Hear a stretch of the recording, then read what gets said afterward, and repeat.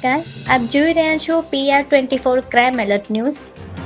તારીખ 26/1/2026ને ગણતંત્ર દિવસના રોજ રાષ્ટ્રીય ભાજપા સમર્થન મંચ દ્વારા શાહીબાગ સર્કિટ હાઉસ ખાતે રાષ્ટ્રીય ભાજપા સમર્થન મંચના સ્થાપના દિવસ નિમિત્તે તથા 9મા વર્ષમાં મંગળ પ્રવેશ નિમિત્તે સમાન સમારોહનું કાર્યક્રમ આયોજન કરવામાં આવ્યું હતું, જેમાં મુખ્ય અતિથિમાં શ્રીમતી ધર્મિષ્ઠાબેન ગજ્જર, જેઓ ગુજરાત રાજ્ય બાળ અધિકાર સંરક્ષણ આયોગના ચેરમેન પર્સન શ્રીએ હાજરી આપી હતી।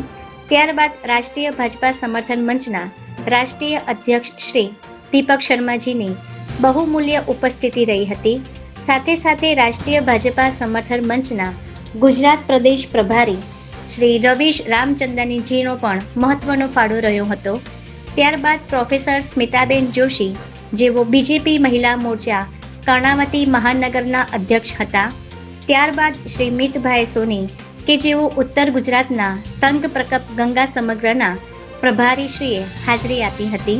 સાથે સાથે હિરેનભાઈ પટેલ, જેઓ માનવ એકતા ફાઉન્ડેશનના વાઇસ પ્રેસિડેન્ટ છે, તેઓની પણ બહુમૂલ્ય હાજરી રહી હતી।